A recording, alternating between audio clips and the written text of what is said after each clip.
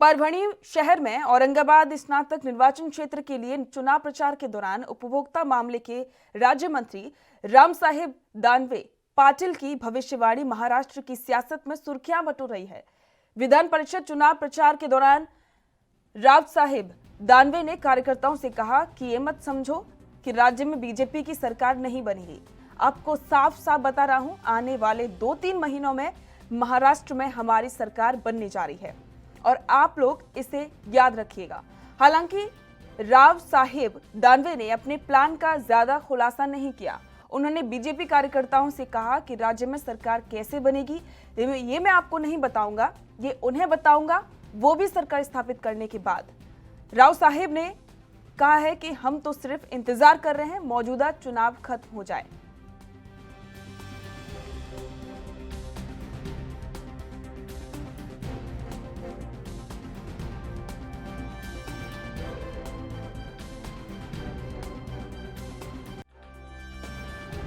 आपको बता दें कि राज्य के मंत्री राव साहेब दानवे ने एक बड़ा बयान दिया है। उन्होंने कहा है कि महाराष्ट्र में 2 से 3 महीने में बीजेपी की सरकार बनेगी और ये बयान काफी सुर्खियां बटोर रहा है।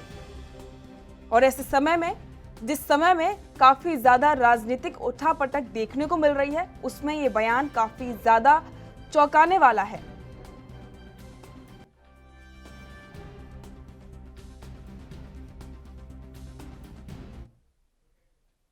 और इस पर हमारे साथ में हमारे सहयोगी सत्यप्रकाश सोनी मुंबई से लाइव जुड़ चुके हैं। सत्यप्रकाश, जिस तरीके से महाराष्ट्र में राजनीति की जा रही है, राजनीति उठापटक देखने को मिल रही है और अब सबसे ज्यादा तो चौंकाने वाली बात यह है कि राज्य मंत्री हैं, उन्होंने एक बड़ा बयान दिया है। उन्होंने कहा है कि अब 2 से 3 महीने में बीजेपी की सरकार महाराष्ट्र में बनेगी। सत्यप्रकाश, देखिए, राव साहब दानवे भाजपा के एक बड़ी नेता है और लगातार भाजपा के लिए वर्षों से काम करते आए हैं। जिस तरह से उन्होंने साफ तौर पे कहा कि आने वाले समय में भाजपा की सरकार बनेगी, ये कोई मामला नया नहीं है, बल्कि बीजेपी लगातार एक कोशिश में है कि महाराष्ट्र में सत्ता जो है काबिज भाजपा की हो।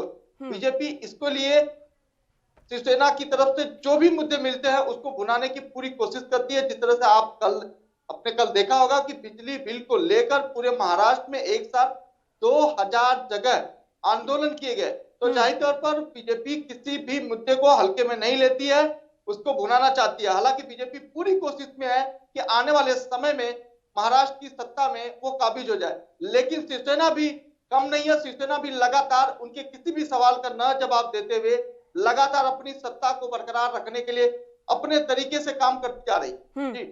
लेकिन सत्यप्रकाश, ये भी बड़ा बयान बहुत कुछ कहता है, क्योंकि पिछले कुछ दिनों से यही बातें सामने आ रही थी कि बीजेपी जिस तरीके से षड्यंत्र के तौर पर किसी भी राज्य में सरकार बनाती है, तो क्या दोबारा से यही होने वाला है?